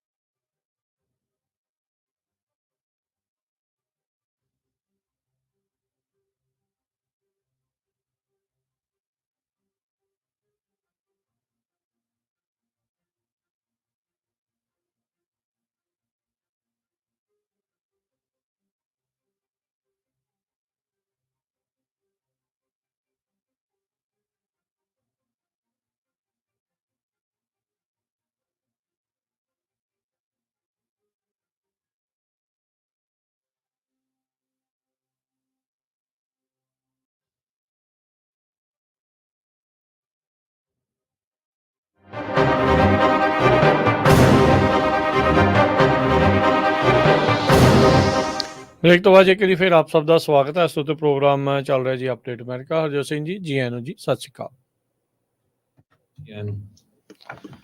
ਅਗਲੀਆਂ ਜਿਹੜੀਆਂ ਹਰਜੋਤ ਸਿੰਘ ਜੀ ਖਬਰਾਂ ਵੱਲ ਜੇ ਵੱਧਦੇ ਜਾਈਏ ਤਾਂ ਇਸ ਟਾਈਮ ਜਿਹੜੇ ਡਿਪਾਰਟਮੈਂਟ ਆਫ ਜਸਟਿਸ ਨੇ ਇੱਕ ਟੈਨਟ ਮੀਡੀਆ ਆ ਉਸ ਦੇ ਉਲਟ ਜਿਹੜੇ ਚਾਰजेस ਇੱਕ ਹਿਸਾਬ ਦੇ ਨਾਲ ਲਾਏ ਆ ਜਾਂ ਦੱਸਿਆ ਵੀ ਕਿਸ ਤਰੀਕੇ ਦੇ ਨਾਲ ਰਸ਼ੀਆ ਦੇ ਦੁਆਰਾ ਪੇਡ ਇਸ ਖਾਸ ਕਰਕੇ ਕੰਜ਼ਰਵੇਟਿਵ ਵਾਲੇ ਪਾਸੇ ਦੇ ਇਹ ਜਿਹੜੇ ਟਾਕ ਸ਼ੋਅ ਕਰਨ ਵਾਲੇ ਆ ਜਾਂ ਬੋਲਣ ਵਾਲੇ ਆ ਉਹਨਾਂ ਨੂੰ ਜਿਹੜਾ ਮੁਸ਼ਕਲ ਦਾ ਸਾਹਮਣਾ ਕਰਨਾ ਪੈ ਰਿਹਾ। YouTube ਨੇ ਕਈ ਜਿਹੜੇ ਟੈਨਟ ਮੀਡੀਆ ਦੇ ਨਾਲ ਜਿਹੜੇ ਹੋਏ ਚੈਨਲਸ ਆ ਉਹਨਾਂ ਨੂੰ ਬੰਦ ਜਿਹੜਾ ਉਹ ਕਰ ਦਿੱਤਾ ਹੈਗਾ ਆ। ਸੋ ਟੈਨਟ ਮੀਡੀਆ ਇੱਕ ਪ੍ਰੋ ਟਰੰਪ ਸੁਪਰ ਗਰੁੱਪ ਆ ਤੇ ਇਸ ਦੇ ਉੱਤੇ ਕਥਿਤ ਤੌਰ ਤੇ ਦੋਸ਼ ਆ ਵੀ ਇਹਨਾਂ ਨੂੰ ਹੁਣ ਰੂਸ ਤੋਂ ਜਿਹੜੀ ਆ ਉਹ ਮਨੀ ਮਿਲ ਰਹੀ ਸੀ ਆਪਣੇ ਜਿਹੜੇ ਵਿਚਾਰ ਆ ਇਹ ਸਾਂਝੇ ਕਰਨ ਦੇ ਲਈ। ਟਿਮ ਪੂਲ ਕਰਕੇ ਇੱਕ ਬੰਦਾ ਸੀ, ਇਹ ਵਾਈਸ ਨਿਊਜ਼ ਦਾ ਪਹਿਲਾਂ ਸਟਾਫਰ ਵੀ ਜਿਹੜਾ ਆ ਉਹ ਰਿਹਾ ਆ ਤੇ ਇਸ ਨੇ ਕਈ ਕਾਫੀ ਜ਼ਿਆਦਾ ਜਿਹੜਾ ਉਹ ਆਪਣੀ ਆਵਾਜ਼ ਨੂੰ ਜਿਹੜਾ ਕਹਿੰਦੇ ਆ ਵੀ ਬੋਲਦਾ ਆ। So one of the most followed right wing commentator ਆ ਤੇ ਇਹ ਟੈਨੈਂਟ ਮੀਡੀਆ ਦੇ ਨਾਲ YouTube ਦੇ ਵਿੱਚ ਆਪਣੇ ਆਪ ਨੂੰ ਸੁਪਰ ਗਰੁੱਪ ਦਾ ਬੰਦਾ ਵੀ ਜਿਹੜਾ ਉਹ ਦੱਸਦਾ ਆ। ਸੋ ਕਹਿੰਦੇ ਵੀ ਇਹਨਾਂ ਜਿਹੜੀਆਂ ਵੀਡੀਓਜ਼ ਦੇ ਵਿੱਚ ਬੈਨੀ ਜੌਨਸਨ, ਡੇਵ ਰੂਬਨ ਵਰਗੇ ਜਿਹੜੇ ਲੋਕ ਆ ਉਹ ਨਾਲ ਜੁੜੇ ਆ, ਜਿਹੜੇ ਰਾਈਟ ਵਿੰਗ ਦੇ ਨਾਲ ਜੁੜੇ ਹੋਏ ਆ ਲੋਕ ਆ ਜਾਂ ਉਹਨਾਂ ਨੂੰ ਜਿਹੜਾ ਸੁਣਦੇ ਆ ਉਹਨਾਂ ਨੂੰ ਇਹਨਾਂ ਨਾਮਸ ਦਾ ਥੋੜਾ ਜ਼ਿਆਦਾ ਜਿਹੜਾ ਉਹ ਪਤਾ ਹੈਗਾ ਆ। ਸੋ ਹੁਣ ਉਦੋਂ ਨੇ ਬੰਦ ਹੋਣ ਦੇ ਨਾਲ YouTube ਦੇ ਉੱਤੇ ਸੋ ਉਹਨਾਂ ਦੀ ਰੀਚ ਨੂੰ ਤਾਂ ਜਿਹੜੀ ਉਹ ਮੁਸ਼ਕਲ ਜ਼ਰੂਰ ਆਵੇਗੀ। ਬਹੁਤ ਸਾਰੇ ਜਿਹੜੇ ਇਹ ਵੱਡੇ ਦੋਸ਼ ਨੇ ਜੋ ਡਿਪਾਰਟਮੈਂਟ ਆਫ ਜਸਟਿਸ ਦੇ ਦੁਆਰਾ ਇਹਨਾਂ ਕਮੈਂਟੇਟਰਸ ਦੇ ਉੱਤੇ ਜਿਹੜੇ ਉਹ ਲੱਗ ਰਹੇ ਹੈਗੇ ਆ ਤੇ ਟੈਨਟ ਮੀਡੀਆ ਕਹਿੰਦੇ ਵੀ ਇਹਨਾਂ ਨੂੰ ਫੰਡ ਕੀਤਾ ਜਾ ਰਿਹਾ ਸੀ ਰਸ਼ੀਆ ਟੁਡੇ ਦੇ ਜਿਹੜਾ ਉਹ ਦੁਆਰਾ ਕਹਿੰਦੇ ਵੀ ਇਲੀਗਲੀ ਆਪਰੇਟ ਜਿਹੜਾ ਆ ਉਹ ਉਹਨਾਂ ਨੂੰ ਟੈਨਟ ਮੀਡੀਆ ਦੇ ਪਿੱਛੇ ਉਸ ਨੂੰ ਉਹ ਚਲਾ ਰਹੇ ਸੀ। ਮਿਲੀਅਨਸ ਆਫ ਡਾਲਰ ਜਿਹੜੀ ਰਸ਼ੀਅਨ ਮਨੀ ਆ ਜੋ ਕਿ ਕਹਿੰਦੇ ਤਕਰੀਬਨ $10 ਮਿਲੀਅਨ ਜਿਹੜੀ ਉਹ ਬਣਦੀ ਆ ਉਹਦੇ ਨਾਲ ਜਿਹੜਾ ਫੋਰਨ ਇਨਫਲੂਐਂਸ ਆਪਰੇਸ਼ਨ ਆ ਰਸ਼ੀਆ ਨੇ ਅਮਰੀਕਾ ਦੇ ਵਿੱਚ ਜਿਹੜਾ ਉਹ ਚਲਾ ਕੇ ਰੱਖਿਆ ਹੋਇਆ ਸੀ। ਇਸੇ ਲਈ ਆਪਾਂ ਦੇਖਦੇ ਹਾਂ ਵੀ ਇਹਨਾਂ ਦੇ ਬਹੁਤ ਸਾਰੇ ਚੈਨਲਸ ਦੇ ਉੱਤੇ ਯੂਕਰੇਨ ਨੂੰ ਵੀ ਉਸੇ ਹਿਸਾਬ ਦੇ ਨਾਲ ਬੋਲਿਆ ਜਾਂਦਾ ਤੇ ਅਮਰੀਕਾ ਦੇ ਵਿੱਚ ਵੀ ਇਸ ਤਰੀਕੇ ਦਾ ਇੱਕ ਖਲਾਅ ਪੈਦਾ ਕਰਨ ਦੀ ਜਿਹੜੀ ਆ ਉਹ ਕੋਸ਼ਿਸ਼ ਕੀਤੀ ਜਿਹੜੀ ਉਹ ਜਾ ਰਹੀ ਆ। ਕਹਿੰਦੇ ਵੀ 6 ਮੈਂਬਰ ਸੀਗੇ ਟੈਨਟ ਦੇ ਜਿਹੜੇ ਇਸ ਟੈਲੈਂਟ ਟੀਮ ਦੇ ਵਿੱਚ ਜਿਹੜੇ ਇਹ ਕਹਿੰਦੇ ਆ ਵੀ ਸਾਨੂੰ ਨਹੀਂ ਪਤਾ ਵੀ ਮਨੀ ਕਿੱਥੋਂ ਆ ਰਹੀ ਆ ਵੀ ਜਾਂ ਰਸ਼ੀਆ ਤੋਂ ਜਿਹੜੀ ਉਹ ਆ ਰਹੀ ਸੀਗੀ, ਪਰ ਉਹ ਇਸ ਤਰੀਕੇ ਦੇ ਨਾਲ ਟੈਨਟ ਮੀਡੀਆ ਦੇ ਅੰਡਰ ਜਿਹੜਾ ਉਹ ਕੰਮ ਕਰ ਰਹੇ ਸੀਗੇ ਤੇ ਤਾਰਾਂ ਜਿਹੜੀਆਂ ਹੁਣ ਸਿੱਧੀਆਂ ਉਹ ਰੂਸ ਦੇ ਨਾਲ ਜਿਹੜੀਆਂ ਉਹ ਜਾ ਕੇ ਜੁੜ ਚੁੱਕੀਆਂ ਆ। ਫਰੀडम ਆਫ ਸਪੀਚ ਦੀ ਜੇ ਗੱਲ ਕਰਦੇ ਜਾਈਏ ਤੇ ਟੈਲੀਗ੍ਰਾਮ ਦੇ ਜਿਹੜੇ CEO ਆ ਉਹਨਾਂ ਨੇ ਹੁਣ ਫਰਾਂਸ ਦੀ ਜਿਹੜੀ ਕੋਰਟ ਆ ਉਹਦੇ ਵਿੱਚ ਆਪਣੇ ਆਪ ਨੂੰ ਡਿਫੈਂਡ ਕੀਤਾ ਹੈਗਾ। ਟੈਲੀਗ੍ਰਾਮ ਦਾ CEO ਪਾਵੇਲ ਦੁਰਵ ਉਹ ਕਹਿੰਦਾ ਵੀ ਯਾਰ ਵੀ ਅਸੀਂ ਇੰਨਾ ਹਾਰਡ ਹੋ ਕੇ ਇੰਨੀ ਸਖਤ ਮਿਹਨਤ ਕਰਕੇ ਟੈਕਨੋਲੋਜੀ ਨੂੰ ਯੂਜ਼ ਕਰਕੇ ਇਹ ਜਿਹੜੀਆਂ ਇਦਾਂ ਦੀ ਐਪਸ ਬਣਾਈ ਆ ਤੇ ਜੇ ਇਸ ਇਦਾਂ ਦੇ ਕੰਮ ਕਰਨ ਦੇ ਉੱਤੇ ਉਹਨਾਂ ਨੂੰ ਪਤਾ ਹੋਵੇ ਵੀ ਉਹਨਾਂ ਨੂੰ ਜਿਹੜੀ ਜੇਲ੍ਹ ਕੀਤੀ ਜਾ ਸਕਦੀ ਆ ਫਿਰ ਕੋਈ ਵੀ ਜਿਹੜਾ ਇਦਾਂ ਦੀ ਜਿਹੜੀ ਰਿਸਰਚ ਆ ਉਹ ਨਹੀਂ ਕਰੂਗਾ। ਕਹਿੰਦੇ ਵੀ building technology is hard enough as it is. ਕੋਈ ਵੀ ਜਿਹੜਾ ਇਨੋਵੇਟਰ ਆ ਉਹ ਨਵੇਂ ਟੂਲ ਨਹੀਂ ਬਣਾਊਗਾ ਜੇ ਉਹਨਾਂ ਨੂੰ ਲੱਗੂਗਾ ਵੀ ਪਰਸਨਲੀ ਉਹ ਉਹਨਾਂ ਨੂੰ ਚਾਰਜ ਕੀਤਾ ਜਾ ਸਕਦਾ। ਈਵਨ ਥਰਡ ਪਾਰਟੀ ਜਿਹੜੀ ਆ ਉਹ ਜੀ ਜੀ ਬਿਲਕੁਲ। ਸੋ ਫਰੀडम ਆਫ ਸਪੀਚ ਨੂੰ ਲੈ ਕੇ ਜਿਹੜਾ ਇਹ ਮਸਲਾ ਜਿਹੜਾ ਚੱਲਿਆ ਟੈਲੀਗ੍ਰਾਮ ਦੇ ਨੂੰ ਰੀਸੈਂਟਲੀ ਹੀ ਫਰਾਂਸ ਦੇ ਵਿੱਚ ਜਿਹੜਾ ਉਹਨਾਂ ਨੇ ਡਿਟੇਨ ਜਿਹੜਾ ਉਹ ਕਰ ਲਿਆ ਸੀਗਾ। ਜੀ ਬਿਲਕੁਲ। ਸੋ 5 ਮਿਲੀਅਨ ਯੂਰੋਜ਼ ਦੀ ਬੇਲ ਦੇ ਉੱਤੇ ਜਿਹੜਾ ਪਾਵੇਲ ਦੁਰਵ ਆ ਉਹਨੂੰ ਛੱਡਿਆ ਗਿਆ ਬੇਲ ਦੇ ਉੱਤੇ ਆ ਤੇ ਉਹਦੇ ਉੱਤੇ ਚਾਰजेस ਇਹ ਲਾਏ ਗਏ ਆ ਵੀ ਜਿਹੜਾ ਟੈਲੀਗ੍ਰਾਮ ਐਪ ਹੈਗੀ ਆ ਉਹਦੇ ਉੱਤੇ child sexual abuse material use ਹੁੰਦਾ ਆ, ਡਰੱਗ ਟ੍ਰੈਫਿਕਿੰਗ ਜਿਹੜੀ ਆ ਉਹ ਹੁੰਦੀ ਹੈਗੀ ਆ। ਤੇ ਦੂਸਰੇ ਪਾਸੇ ਜੇ ਫਰੀडम ਆਫ ਸਪੀਚ ਦੀ ਗੱਲ ਕਰਦੇ ਜਾਈਏ ਆਪਾਂ ਐਲੋਨ ਮਸਕ ਦੀ ਤੇ ਐਲੋਨ ਮਸਕ ਹੁਣਾਂ ਦਾ ਜਿਹੜਾ ਐਕਸ ਆ ਜੋ ਸਾਬਕਾ ਟਵਿੱਟਰ ਸੀ ਉਹਨੂੰ ਬ੍ਰਾਜ਼ੀਲ ਦੇ ਵਿੱਚ ਵੀ ਬੈਨ ਕੀਤਾ ਤੇ ਚਾਈਨਾ 'ਚ ਵੀ ਬੈਨ ਕੀਤਾ ਹੋਇਆ। ਹਾਲਾਂਕਿ ਪਿਛਲੇ ਦਿਨਾਂ ਦੇ ਵਿੱਚ ਜਿਹੜੇ ਐਲੋਨ ਮਸਕ ਹੈਗੇ ਆ ਐਕਸ ਦੇ CEO ਆ, ਨਾਲ ਟੈਸਲਾ ਦੀ ਕੰਪਨੀ ਦੇ ਵੀ CEO ਹੈਗੇ ਆ। ਉਹ ਬ੍ਰਾਜ਼ੀਲ ਵਾਲੇ ਤਾਂ ਬਹੁਤ ਬੋਲ ਰਹੇ ਆ, ਚਾਈਨਾ ਬਾਰੇ ਕਹਿੰਦੇ ਚੁੱਪ ਹੈਗੇ ਆ। ਕਾਰਨ ਕੀ ਆ ਵੀ ਜਿਹੜੀ ਟੈਸਲਾ ਆ ਉਹਦਾ ਜਿਹੜਾ ਬਹੁਤ ਵੱਡਾ ਜਿਹੜਾ ਬਿਜ਼ਨਸ ਆ ਉਹ ਚਾਈਨਾ ਦੇ ਵਿੱਚ ਹੁੰਦਾ ਹੈਗਾ ਆ। ਸੋ ਬ੍ਰਾਜ਼ੀਲ ਦੇ ਮਾਮਲੇ ਦੇ ਵਿੱਚ ਇਲੋਨ ਮਸਕ ਨੇ ਟਵਿੱਟਰ ਤੇ ਆਪਣਾ ਟਵੀਟ ਛੱਡਿਆ ਸੀ ਵੀ ਕਹਿੰਦੇ ਜਿਹੜੀ ਫ੍ਰੀ ਸਪੀਚ ਹੁੰਦੀ ਆ ਇਹ ਬੈਡਰੌਕ ਆਫ ਡੈਮੋਕ੍ਰੇਸੀ ਹੁੰਦੀ ਆ। ਵੀ ਇੱਕ ਅਨਇਲੈਕਟਿਡ ਸੂਡੋ ਜੱਜ ਜਿਹੜਾ ਬ੍ਰਾਜ਼ੀਲ ਦੇ ਵਿੱਚ ਆ ਉਹ ਪੋਲੀਟੀਕਲ ਪਰਪਸ ਦੇ ਲਈ ਇਸ ਨੂੰ ਜਿਹੜਾ ਆ ਵਰਤ ਰਿਹਾ ਹੈਗਾ ਆ। ਐਕਸ ਨੂੰ ਉੱਥੇ ਜੱਜ ਨੇ ਆਰਡਰ ਕਰਤਾ ਵੀ ਡਾਊਨ ਕੀਤਾ ਜਾਵੇ, ਤੇ ਜੇ ਇਹਨੂੰ ਡਾਊਨ ਨਾ ਕੀਤਾ ਤੇ $8874 ਪਰ ਡੇ ਦੇ ਹਿਸਾਬ ਨਾਲ ਜਿਹੜਾ ਫਾਈਨ ਆ ਉਹ ਐਕਸ ਦੇ ਉੱਤੇ ਹੋਊਗਾ। ਪਰ ਦੂਸਰੇ ਪਾਸੇ ਜਿਸ ਤਰ੍ਹਾਂ ਮੈਂ ਦੱਸਿਆ ਵੀ ਚਾਈਨਾ, ਜਿੱਥੇ ਚਾਈਨਾ ਦੇ ਵਿੱਚ ਈਵਨ ਦੋ ਇਲੋਨ ਮਸਕ ਨੂੰ ਕਹਿੰਦੇ ਵੀ ਬੜੀ 5 ਸਟਾਰ ਟ੍ਰੀਟਮੈਂਟ ਦਿੱਤੀ ਜਾਂਦੀ ਹੈਗੀ ਆ, ਤੇ ਬੜੇ ਉਹਦੇ ਜਿਹੜੇ ਪੋਲੀਟੀਕਲ ਬਿਜ਼ਨਸ ਕੰਟੈਕਟ ਜਿਹੜੇ ਲੀਡਰਸ ਦੇ ਨਾਲ ਕੰਟਰੈਕਟ ਵੀ ਹੈਗੇ ਆ, ਤੇ ਪਰ ਉਹਦਾ ਜਿਹੜਾ ਐਕਸ ਆ ਉਹ ਚਾਈਨਾ 'ਚ 2009 ਤੋਂ ਬਲੌਕ ਕੀਤਾ ਹੋਇਆ, ਕਿੰਨੇ ਸਾਲ ਹੋ ਗਏ ਆ, ਤੇ ਉਹਦੇ ਬਾਰੇ ਉਹ ਜਿਹੜੀ ਆ ਗੱਲ ਕਦੇ ਨਹੀਂ ਕਰਦੇ ਹੈਗੇ। ਗ੍ਰਿਫਟਰ ਆ ਜੀ ਇੱਕ ਨੰਬਰ ਦਾ ਇਲੋਨ ਮਸਕ, ਜਿੱਧਰੋਂ ਉਹਨੂੰ ਮਾਇਆ ਮਿਲਦੀ ਆ ਉੱਧਰ ਉਹ ਚੁੱਪ ਰਹਿੰਦਾ ਆ। ਇੰਡੀਆ ਵੇਲੇ ਵੀ ਤਾਂ ਇਦਾਂ ਹੀ ਆ, ਜਦੋਂ ਉਹਨੂੰ ਪਤਾ ਆ ਇੰਡੀਆ ਦੀ ਸਰਕਾਰ ਦੇ ਕਹੇ ਸਭ ਕੁਝ ਬੰਦ ਕਰੀ ਜਾਂਦਾ ਆ, ਜਿਹਦਾ ਮਰਜ਼ੀ ਅਕਾਊਂਟ ਬੰਦ ਕਰ ਦਿੰਦਾ ਆ। ਇੱਥੇ ਅਮਰੀਕਾ 'ਚ ਆ ਕੇ ਸੀਨਾ ਪਿੱਟਦਾ ਆ ਵੀ ਹਾਏ ਹਾਏ, ਦੁਹਾਈ ਪਾਉਂਦਾ ਵੀ ਮੈਂ ਫ੍ਰੀ ਸਪੀਚ ਐਬਸੋਲਿਸਟ ਆ, ਤੇ ਜਿੱਥੇ ਬੋਲਣ ਵਾਲੀ ਗੱਲ ਆ ਉੱਥੇ ਇਹ ਚੁੱਪ ਘੇਸੜ ਵੱਟ ਕੇ ਜਿਹੜਾ ਉਹ ਸੌ ਜਾਂਦਾ। ਸੋ ਇਹਦੀ ਗੱਲ ਦਾ ਬੜਾ ਜਿਹੜਾ ਮਾਈਂਡ ਜਿਹੜਾ ਉਹ ਨਹੀਂ ਕਰਨਾ ਚਾਹੀਦਾ। ਇਹ ਇਦਾਂ ਦਾ ਹੀ ਜਿਹੜਾ ਉਹ ਚੱਲਦਾ ਆ, ਜਿੱਧਰੋਂ ਉਹਨੂੰ ਫਾਇਦਾ ਹੋ ਰਿਹਾ ਹੁੰਦਾ ਉਧਰ ਦੀ ਹੀ ਸਿਰਫ ਇਸਨੇ ਗੱਲ ਜਿਹੜੀ ਉਹ ਕਰਨੀ ਹੁੰਦੀ ਹੈਗੀ ਆ। ਅਗਲੀ ਜਿਹੜੀ ਹਰਜੋਤ ਸਿੰਘ ਜੀ ਖਬਰ ਉਸ ਉੱਤੇ ਕਰਦੇ ਜਾਈਏ। ਇਲੈਕਸ਼ਨ ਦੇ ਇਸ ਦੌਰ ਦੇ ਵਿੱਚ ਕਮਲਾ ਹੈਰਿਸ ਨੇ ਕਹਿੰਦੇ ਵੀ ਡੋਨਲਡ ਟਰੰਪ ਹੁਣਾਂ ਦੇ ਨਾਲੋਂ ਅਗਸਤ ਮਹੀਨੇ ਦੇ ਵਿੱਚ 3 ਗੁਣਾ ਵੱਧ ਰਾਸ਼ੀ ਜਿਹੜੀ ਆ ਉਹ ਇਕੱਠੀ ਕੀਤੀ ਆ। $361 ਮਿਲੀਅਨ ਇਕੱਲੇ ਅਗਸਤ ਮਹੀਨੇ 'ਚ ਕਮਲਾ ਹੈਰਿਸ ਦੇ ਕੈਂਪੇਨ ਨੇ ਰੇਜ਼ ਜਿਹੜੇ ਉਹ ਕੀਤੇ ਆ।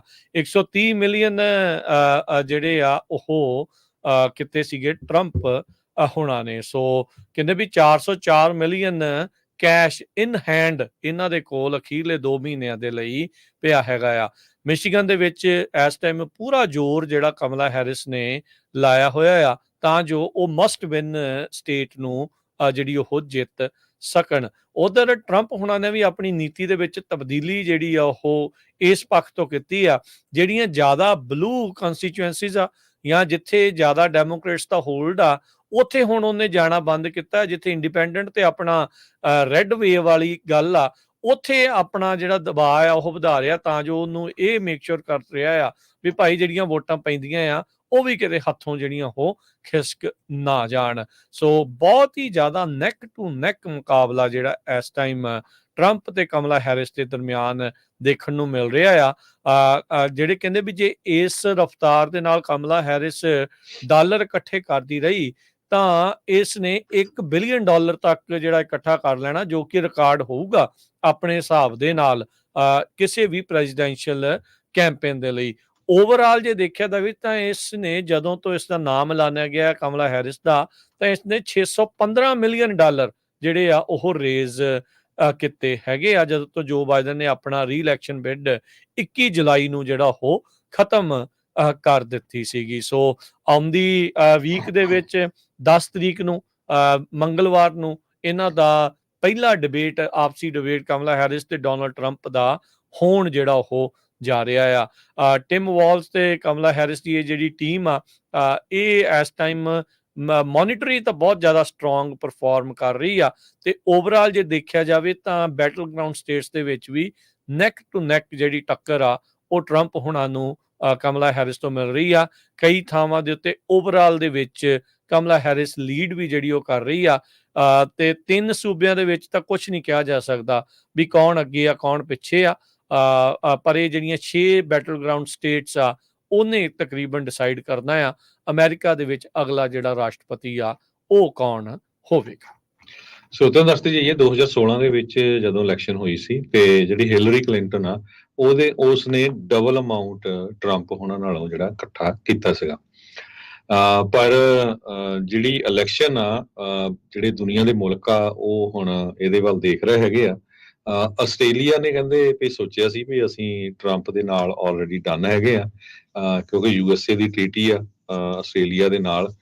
ਪਰ ਹੁਣ ਇੱਕ ਵਾਰੀ ਫੇਰ ਸੋਚ ਰਹੇ ਆ ਵੀ ਕਿਤੇ ਦੁਬਾਰਾ ਕੀ ਫੇਰ ਜੇ ਪ੍ਰੈਜ਼ੀਡੈਂਟ ਟਰੰਪ ਆ ਜਾਂਦੇ ਆ ਤੇ ਕੀ ਵਾਪਰੂਗਾ। ਸਰੋਤਿਆਂ ਨੂੰ ਯਾਦ ਹੋਊਗਾ ਵੀ 2017 ਦੇ ਵਿੱਚ ਇੱਕ ਫੋਨ ਕਾਲ ਹੋਈ ਸੀ ਪ੍ਰੈਜ਼ੀਡੈਂਟ ਡੋਨਲਡ ਟਰੰਪ ਤੇ ਉੱਥੇ ਦੇ ਪ੍ਰਾਈਮ ਮਿਨਿਸਟਰ ਮਾਲਕਮ ਟਰਨਬੁਲ ਦੇ ਵਿਚਕਾਰ। ਤੇ ਟਰੰਪ ਉਹਨਾਂ ਨੇ ਕਾਫੀ ਗੁੱਸੇ ਦੇ ਵਿੱਚ ਜਿਹੜੀ ਇੱਕ ਇਮੀਗ੍ਰੇਸ਼ਨ ਨੂੰ ਲੈ ਕੇ ਰਿਫਿਊਜੀ ਸੈਟਲਮੈਂਟ ਦਾ ਜਿਹੜਾ ਐਗਰੀਮੈਂਟ ਹੋਇਆ ਸੀ ਓਬਾਮਾ ਐਡਮਿਨਿਸਟ੍ਰੇਸ਼ਨ ਦੇ ਨਾਲ, ਉਹਦੇ ਵਿੱਚ ਗੱਲਬਾਤ ਹੋਈ ਸੀ ਤੇ ਬਾਅਦ ਦੇ ਵਿੱਚ ਇਹਦਾ ਜਿਹੜਾ ਕਾਫੀ ਵਿਰੋਧ ਵੀ ਹੋਇਆ ਸੀ। ਤੇ ਆਸਟ੍ਰੇਲੀਅਨ ਬ੍ਰੌਡਕਾਸਟਿੰਗ ਕਾਰਪੋਰੇਸ਼ਨ ਨੇ ਇੱਕ ਲਾਈਵ ਨਿਊਜ਼ ਚੈਨਲ ਜਿਹੜਾ ਇੰਟਰਪਟ ਵੀ ਕੀਤਾ ਸੀ ਇਸ ਕੁਐਸਚਨ ਦੇ ਬਾਰੇ, ਜਦੋਂ ਬਾਈਡਨ ਉਹਨਾਂ ਦੀ ਸਪੀਚ ਹੋਈ ਸੀ ਡੈਮੋਕ੍ਰੈਟਿਕ ਨੈਸ਼ਨਲ ਕਨਵੈਨਸ਼ਨ ਦੇ ਵਿੱਚ। ਸੋ ਹੁਣ ਦੁਬਾਰਾ ਕੀ ਫੇਰ ਕਹਿੰਦੇ ਆਸਟ੍ਰੇਲੀਆ ਵਾਲੇ ਸੋਚ ਰਹੇ ਆ ਵੀ ਜੇ ਪ੍ਰੈਜ਼ੀਡੈਂਟ ਟਰੰਪ ਹੁਣੀ ਮੁੜ ਕੇ ਵਾਪਸ ਆਉਂਦੇ ਆ, ਫੇਰ ਜਿਹੜਾ ਰਿਲੇਸ਼ਨ ਆ ਯੂਐਸਏ ਦਾ ਆਸਟ੍ਰੇਲੀਆ ਦੇ ਨਾਲ ਉਹ ਕਿਸ ਤਰ੍ਹਾਂ ਦਾ ਰਹੇਗਾ। ਜੀ ਸੋ ਹੁਣੇ ਆਪਾਂ ਜਿੱਦਾਂ ਪਹਿਲਾਂ ਵੀ ਦੱਸਿਆ ਵੀ ਬਹੁਤ ਸਾਰੇ ਜਿਹੜਾ ਕੰਜ਼ਰਵੇਟਿਵ ਮੀਡੀਆ ਆ ਉਸ ਨੂੰ ਰਸ਼ੀਆ ਵਾਲੇ ਮਨੀ ਦੇ ਰਹੇ ਆ, ਇਹ ਅਲੈਜ ਕੀਤਾ ਜਾ ਰਿਹਾ ਡਿਪਾਰਟਮੈਂਟ ਆਫ ਜਸਟਿਸ ਦੇ ਦੁਆਰਾ, ਤਾਂ ਜੋ ਲੋਕਾਂ ਨੂੰ ਇਸ ਪਾਸੇ ਵੱਲ ਨੂੰ ਕੀਤਾ ਜਾਵੇ। ਸੋ ਜੋਰ ਲੱਗਾ ਪਿਆ ਆ ਬਾਹਰਲੇ ਮੁਲਕਾਂ ਦਾ ਵੀ ਇੱਥੇ ਕਿੱਦਾਂ ਹੋਵੇ। ਇਰਾਨ ਨੂੰ ਲੈ ਕੇ ਮਾਈਕਰੋਸਾਫਟ ਨੇ ਦੱਸਿਆ ਸੀ ਆਲਰੇਡੀ, ਆ ਹੁਣ ਸਿੱਧਾ ਹੀ ਸਾਹਮਣੇ ਆ ਗਿਆ ਵੀ ਰੂਸ ਮਨੀ ਸਪੈਂਡ ਕਰ ਰਿਹਾ ਹੈ ਲੋਕਾਂ ਦੇ ਉੱਤੇ, ਇੱਥੇ ਕਮੈਂਟੇਟਰਸ ਦੇ ਉੱਤੇ, ਇਨਫਲੂਐਂਸਰਸ ਦੇ ਉੱਤੇ, ਇੱਕ ਪਾਸੇ ਵੱਲ ਨੂੰ ਲੋਕਾਂ ਨੂੰ ਝੁਕਾਉਣ ਦੇ ਲਈ। ਉੱਤੇ ਚਾਈਨਾ ਵਾਲੇ ਆਪਣਾ ਜਿਹੜਾ ਉਹ ਕਿਹੜਾ ਛੱਡਦੇ ਹੋਣੇ ਆ, ਕੋਰੀਆ ਵਾਲੇ ਵੀ ਕਿਹੜਾ ਛੱਡਦੇ ਹੋਣੇ, ਹਰ ਇੱਕ ਜਾਣਾ ਲੱਗਾ ਆ। ਤੇ ਇੰਡੀਆ ਵਾਲਿਆਂ ਦਾ ਵੀ ਆਪਾਂ ਨੂੰ ਪਤਾ ਹੀ ਆ ਵੀ ਕੀ ਜਿਹੜਾ ਅੰਦਰ ਖਾਤੇ ਆ ਉਹ ਨਾਲ ਦੇ ਨਾਲ ਜਿਹੜਾ ਉਹ ਚੱਲਦਾ ਰਹਿੰਦਾ ਲੋਕਾਂ ਨੂੰ ਇਨਫਲੂਐਂਸ ਕਰਨ ਦੇ ਲਈ। ਤੇ ਇੱਕ ਬ੍ਰੇਕ ਦਾ ਵਕਤ ਹੋ ਗਿਆ, ਬ੍ਰੇਕ ਤੋਂ ਬਾਅਦ ਚ ਮੁੜਦੇ ਹਾਂ ਵਾਪਸ, ਤੇ ਰਹਿ ਗਈਆਂ ਹੋਰ ਖਬਰਾਂ ਦੇ ਉੱਤੇ ਜਿਹੜਾ ਉਹ ਨਜ਼ਰ ਮਾਰਦੇ ਆ। ਜੁੜੇ ਰਹਿਣਾ ਇਦਾਂ ਹੀ।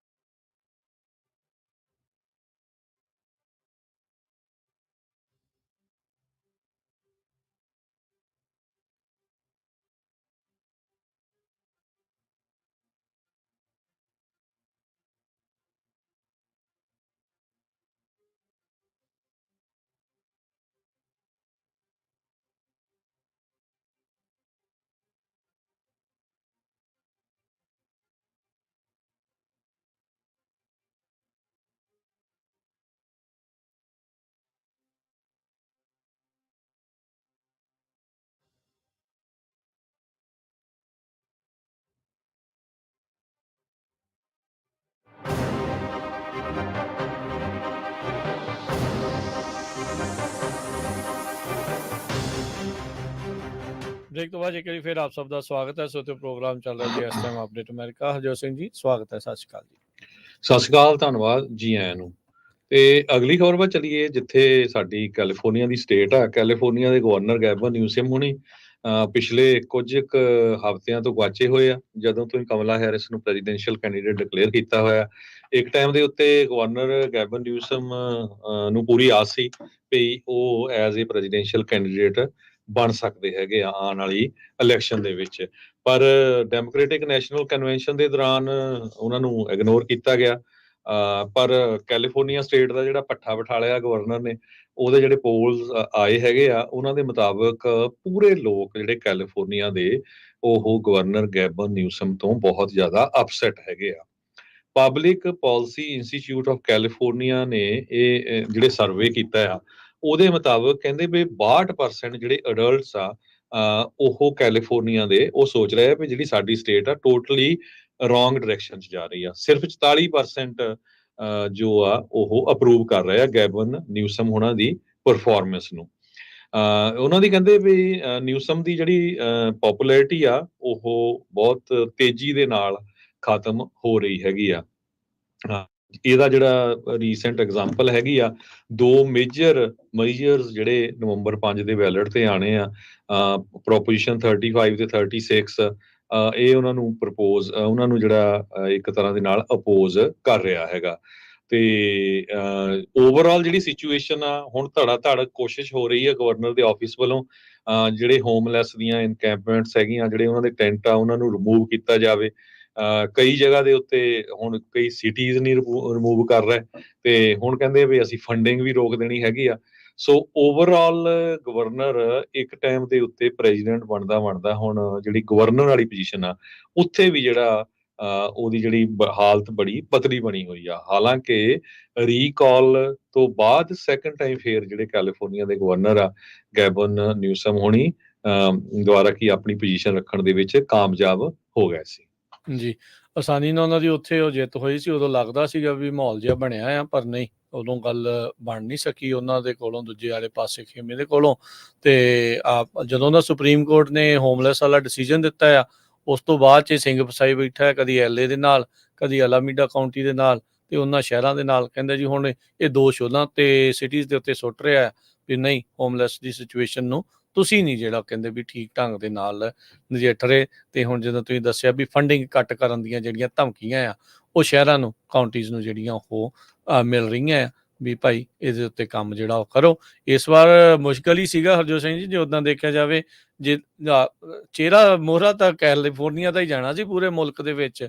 ਜੇ ਕਿਤੇ ਨਿਊਸਮ ਹੋਣਾ ਦਾ ਨਾਮ ਟਿਕਟ ਦੇ ਉੱਤੇ ਜਿਹੜਾ ਉਹ ਆ ਜਾਂਦਾ, ਫਿਰ ਜਿਹੜਾ ਕਿਹੜਾ ਮਾੜਾ ਮੋਟਾ ਚਾਂਸ ਸੀਗਾ ਡੈਮੋਕ੍ਰੇਟਾਂ ਦਾ, ਉਹ ਵੀ ਜਿਹੜਾ ਉਹ ਰਹਿ ਜਾਣਾ ਸੀਗਾ।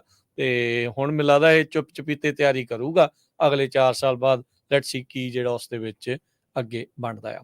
ਇੱਕ ਜਿਹੜਾ ਹਰਜੋਤ ਸਿੰਘ ਜੀ ਗੱਲ ਜਿਹੜੀ ਸ਼ੇਅਰ ਕਰਦੇ ਜਾਈਏ, ਸਿੱਖ ਯੂਥ ਆਰਟ ਕੰਪੀਟੀਸ਼ਨ ਹੋਣ ਜਾ ਰਿਹਾ ਆ। ਜਿਹੜੀ ਕਪਾਨੀ ਹੁਣਾਂ ਦੀ, ਮਰਹੂਮ ਕਪਾਨੀ ਹੁਣੀ ਆ, ਫਾਈਬਰ ਆਪਟਿਕਸ ਦੇ ਜਿਨ੍ਹਾਂ ਨੂੰ ਜਨਮਦਾਤਾ ਫਾਦਰ ਵੀ ਆਖਿਆ ਜਾਂਦਾ ਹੈ, ਉਹਨਾਂ ਦੀ ਜਿਹੜੀ ਸਿੱਖ ਫਾਊਂਡੇਸ਼ਨ ਆ, ਉਹਨਾਂ ਦੇ ਦੁਆਰਾ ਪਹਿਲੀ ਵਾਰ ਜਿਹੜਾ ਸਿੱਖ ਯੂਥ ਆਰਟ ਕੰਪੀਟੀਸ਼ਨ ਉਹ ਐਲਾਨਿਆ ਗਿਆ ਆ। ਇਹਦੇ ਵਿੱਚ ਹਰਜੋਤ ਸਿੰਘ ਜੀ 3 ਗਰੁੱਪ ਨੇ, ਐਲੀਮੈਂਟਰੀ, ਮਿਡਲ ਤੇ ਹਾਈ ਸਕੂਲਰਸ। ਇਹਨਾਂ ਨੂੰ ਜਿਹੜੀਆਂ ਆ ਥੀਮ ਦਿੱਤੀ ਗਈ ਆ ਵੀ ਸਿੱਖ ਵੈਲਿਊਜ਼ ਨੇ ਤੁਹਾਨੂੰ ਕਿੱਦਾਂ ਇਨਫਲੂਐਂਸ ਕੀਤਾ ਆ, ਕਿੱਦਾਂ ਤੁਹਾਡਾ ਨਜ਼ਰੀਆ ਚੇਂਜ ਹੋਇਆ ਆ, ਉਸ ਬਾਰੇ ਤੁਸੀਂ ਬਣਾ ਕੇ ਜਿਹੜਾ ਆ ਆਰਟ ਦੇ ਵਿੱਚ ਤੇ ਨਾਲ ਲਿਖ ਕੇ ਘੱਲਣਾ ਆ 1 ਨਵੰਬਰ ਤੱਕ। ਇਹ ਜਿਹੜਾ ਲਿੰਕ ਆ ਆਪਾਂ ਆਪਣੇ ਕਮੈਂਟ ਸੈਕਸ਼ਨ ਦੇ ਵਿੱਚ ਮੈਂ ਐਡ ਕਰ ਰਿਹਾ ਆ, ਤਾਂ ਜੋ ਜਿਹੜੇ ਵੀ ਨਿਆਣੇ ਇਸ ਪਾਸੇ ਵੱਲ ਨੂੰ ਹੈਗੇ ਨੇ, ਉਹ ਸੋਚਦੇ ਆ ਵੀ ਉਹ ਬਣਾ ਸਕਦੇ ਆ, ਤਾਂ ਉਹ ਜ਼ਰੂਰ ਇਸ ਦੇ ਵਿੱਚ ਜਿਹੜਾ ਉਹ ਬਣਾਇਆ ਜਾਵੇ। ਕਹਿੰਦੇ ਵੀ ਐਲੀਮੈਂਟਰੀ, ਮਿਡਲ ਤੇ ਹਾਈ ਸਕੂਲ ਦੇ ਵਿੱਚ 3 ਜਿਹੜੀਆਂ ਟੌਪ ਦੀਆਂ ਸਬਮਿਸ਼ਨਸ ਆ, ਉਹਨਾਂ ਨੂੰ ਜਿਹੜਾ ਆ ਉਹ ਇਨਾਮ ਜਿਹੜੇ ਉਹ ਦਿੱਤੇ ਜਾਣਗੇ। ਤੁਸੀਂ ਆਨਲਾਈਨ ਹੀ ਬਣਾ ਕੇ ਗੂਗਲ ਫਾਰਮ ਦੇ ਜ਼ਰੀਏ ਕਹਿੰਦੇ ਆ ਵੀ ਇਸ ਨੂੰ ਬਣਾਉਣਾ ਆ। ਸੋ ਇੱਕ ਚੰਗੀ ਉਪਰਾਲਾ ਆ। ਜਿਹੜੀਆਂ ਸੂਖਮ ਕਲਾਵਾਂ ਦਾ, ਫਾਈਨ ਆਰਟਸ ਦੇ ਵਿੱਚ ਆਪਣੇ ਨਿਆਣੇ ਜਾਣ, ਆਪਣੀ ਹਿਸਟਰੀ ਨੂੰ ਜਿਹੜਾ ਉਹ ਦੱਸਣ, ਉਹ ਸਾਰੀਆਂ ਚੀਜ਼ਾਂ ਜਿਹੜੀਆਂ ਉਹ ਕਰਨ ਦੀ ਲੋੜ ਆ। ਨਰਿੰਦਰ ਕਪਾਨੀ ਹੁਣੀ ਉਹੀ ਨੇ ਜਿਹੜਾ ਅੱਜ ਆਪਾਂ ਇੰਟਰਨੈਟ ਦੀ ਵਰਤੋਂ ਕਰ ਰਹੇ ਆ। ਜੇ ਅੱਜ ਸੋਸ਼ਲ ਮੀਡੀਆ ਹੈਗਾ ਆ, ਚਾਹੇ ਉਹਨੂੰ ਕੋਈ ਚੰਗਾ ਮੰਨਦਾ, ਕੋਈ ਮਾੜਾ ਮੰਨਦਾ ਆ, ਪਰ ਜੇ ਉਹ ਫਾਈਬਰ ਆਪਟਿਕ ਨਾ ਬਣਦੀ ਆ, ਤਾਂ ਅੱਜ ਆਪਣੇ ਕੋਲ ਇਹ ਸਾਰੀਆਂ ਚੀਜ਼ਾਂ ਨਹੀਂ ਸੀ ਹੋਣੀਆਂ। ਸੋ ਉਹਨਾਂ ਦੀ ਜਿਹੜੀ ਫਾਊਂਡੇਸ਼ਨ ਆ, ਉਹਨਾਂ ਦੇ ਪਰਿਵਾਰ ਦੁਆਰਾ ਜਿਹੜੀ ਚਲਾਈ ਜਾਂਦੀ, ਉਹਨਾਂ ਦੇ ਦੁਆਰਾ ਇਹ ਜਿਹੜਾ ਵਿਸ਼ੇਸ਼ ਕੰਪੀਟੀਸ਼ਨ, ਯੂਥ ਆਰਟ ਕੰਪੀਟੀਸ਼ਨ ਜਿਹੜਾ ਉਹ ਰੱਖਿਆ ਗਿਆ ਆ। ਲਿੰਕ ਉਹਦਾ ਆਪਾਂ ਆਲਰੇਡੀ ਜਿਹੜਾ ਉਹ ਸ਼ੇਅਰ ਤੁਹਾਡੇ ਨਾਲ ਜਿਹੜਾ ਉਹ ਕਰ ਦਿੱਤਾ ਆ YouTube ਤੇ Facebook ਪੇਜਿਸ ਦੇ ਹੇਠਾਂ। ਤੇ ਉੱਥੇ ਜਾ ਕੇ ਜਿਹੜਾ ਤੁਸੀਂ ਜ਼ਰੂਰ, ਤੁਹਾਡੇ ਜਿਹੜੇ ਨਿਆਣੇ ਆ K through 5, 6 through 8 ਤੇ 9 through 12 ਗ੍ਰੇਡਸ, ਇਹਨਾਂ ਦੇ ਵਿੱਚ ਜਿਹੜੇ 3 ਗਰੁੱਪਾਂ 'ਚ ਟੌਪ 3 ਦਿਆਂ ਨੂੰ ਜਿਹੜੇ ਆ ਉਹ ਇਨਾਮ ਮਿਲਣਗੇ। ਤੇ 1 ਨਵੰਬਰ ਹਰਜੋਤ ਸਿੰਘ ਜੀ ਲਾਸਟ ਡੇਟ ਆ। ਉਦੋਂ ਤੱਕ ਤੁਸੀਂ ਆਪਣਾ ਇਹ ਸਾਰਾ ਕੁਛ ਕਰਕੇ, ਇੰਸਟਰਕਸ਼ਨਸ ਪੜ੍ਹ ਕੇ, ਤੇ ਤੁਸੀਂ ਉਸ ਦੇ ਵਿੱਚ ਆਪਣੀ ਉਹ ਥੀਮ ਦੇ ਹਿਸਾਬ ਦੇ ਨਾਲ ਉਸ ਨੂੰ ਫਿਲ ਜਿਹੜਾ ਉਹ ਤੁਸੀਂ ਕਰਨਾ ਹੈਗਾ ਆ। ਤੇ ਮੈਨੂੰ ਯਾਦ ਆ ਹਰਜੋਤ ਸਿੰਘ ਜੀ, ਨਰਿੰਦਰ ਕਪਾਨੀ ਹੁਣਾਂ ਨੇ ਜਦੋਂ 1984 ਦਾ ਹਮਲਾ ਆਇਆ ਸੀ, ਇੱਕ ਇੱਥੇ ਬੈਠਕ ਹੋਈ ਸੀ ਨਿਊਯਾਰਕ ਦੇ ਵਿੱਚ, ਉਦੋਂ ਵੀ ਉਹਨਾਂ ਨੇ ਇਹ ਕਿਹਾ ਸੀਗਾ। ਉਸ ਤੋਂ ਬਾਅਦ ਦੇ ਵਿੱਚ ਵੀ ਕਈ ਵਾਰੀ ਇੰਦਰਾ ਗਾਂਧੀ ਦੀ ਨਿੰਦਾ ਜਿਹੜੀ ਉਹ ਕੀਤੀ ਸੀ, ਜਿਸ ਟਾਈਮ ਦੇ ਉੱਤੇ ਇਹਨਾਂ ਨੇ ਸਿੱਖਾਂ ਦੇ ਜਿਹੜੇ ਸਭ ਉੱਚ ਜਿਹੜਾ ਥਾਮ ਆ ਸ਼੍ਰੀ ਅਕਾਲ ਤਖ਼ਤ ਸਾਹਿਬ, ਸ਼੍ਰੀ ਦਰਬਾਰ ਸਾਹਿਬ, ਉੱਥੇ ਜਦੋਂ ਭਾਰਤੀ ਫੌਜਾਂ ਦੇ ਨਾਲ ਉੱਥੇ ਹਮਲਾ ਕਰ ਦਿੱਤਾ ਸੀ। ਤੇ ਹਰਜੋਤ ਸਿੰਘ ਜੀ ਹੁਣ ਲੈਂਦੇ ਆ ਆਪਾਂ ਇਜਾਜ਼ਤ। ਬਿਲਕੁਲ, ਇੱਕ ਵਾਰੀ ਜਿਹੜੇ ਸਾਡੇ ਪ੍ਰੋਗਰਾਮ ਆ ਸਾਡੇ ਅੱਜ ਦੇ ਦਿਨ ਦੇ, ਉਹ ਜਰੂਰ ਦੱਸਦੇ ਜਾਓ। ਬਹੁਤ ਵਾਰ ਜਿਹੜੇ ਸਰੋਤੇ ਆ ਉਹਨਾਂ ਨੂੰ ਪਤਾ ਨਹੀਂ ਲੱਗਦਾ। ਇਹ ਜੀ ਅੱਜ ਦਾ ਅਗਲਾ ਪ੍ਰੋਗਰਾਮ ਆਊਗਾ ਜੀ, ਮੈਂ ਆਵਾਂਗਾ ਨਾਲ ਹਨੇਰੀਆਂ ਦੇ। ਫਿਰ ਉਸ ਤੋਂ ਬਾਅਦ ਚ ਪ੍ਰੋਗਰਾਮ ਤੁਹਾਡੇ ਲਈ ਪੇਸ਼ ਹੋਣਾ ਆ ਨਜ਼ਰੀਆ 11 ਵਜੇ, ਸੌਰੀ 11:30 ਵਜੇ, ਤੇ 1 ਵਜੇ ਕੁਝ ਗੱਲਾਂ ਕੁਝ ਗੀਤ, 2 ਵਜੇ ਜਿਹੜਾ ਆ ਮਨਦੀਪ ਪੁਨੀਆ ਦਾ ਬਿਯੋਂਡ ਹੈਂਡਲਾਈਨ, ਤੇ 2:30 ਵਜੇ ਆਊਗਾ ਰਿਸ਼ਤੇ ਹੀ ਰਿਸ਼ਤੇ, 3 ਤੋਂ 4 ਸਾਂਝੀ ਸੱਥ, ਤੇ 4 ਤੋਂ ਲੈ ਕੇ 5:30 ਵਜੇ ਤੱਕ ਘਰ ਸੰਸਾਰ, 5:40 ਅਪਡੇਟ ਕੈਲੀਫੋਰਨੀਆ, 6 ਤੋਂ 8 ਵਜੇ ਤੱਕ ਗੁਰਬਾਣੀ ਦੇ ਦੀਵਾਨ, 8 ਵਜੇ ਖਬਰ ਤੇ ਨਜ਼ਰ ਦੀਪਕ ਸ਼ਰਮਾ ਚਨਾਰਥਲ ਉਹਨਾਂ ਦੇ ਨਾਲ, ਤੇ ਫਿਰ ਉਸ ਤੋਂ ਬਾਅਦ ਦੇ ਵਿੱਚ ਜਿਹੜਾ ਪ੍ਰੋਗਰਾਮ ਆ ਮਸੂਦ ਮੱਲੀ ਹੁਣੀ ਲੈ ਕੇ ਹਾਜ਼ਰ ਹੋਣਗੇ, ਕਦੀ ਤੇ ਹੱਸ ਬੋਲਵੇ, 10 ਵਜੇ ਤੱਕ। ਉਸ ਤੋਂ ਬਾਅਦ ਚ ਵੀ ਪ੍ਰੋਗਰਾਮ ਲਗਾਤਾਰ ਪੰਜਾਬੀ DD USA ਦੇ ਉੱਤੇ ਚੱਲਦੇ ਰਹਿਣਗੇ। ਹੁਣ ਲੈਂਦੇ ਆ ਜੀ ਇਜਾਜ਼ਤ। ਸਭ ਨੂੰ ਪਿਆਰ ਭਰੀ ਸਤਿ ਸ੍ਰੀ ਅਕਾਲ।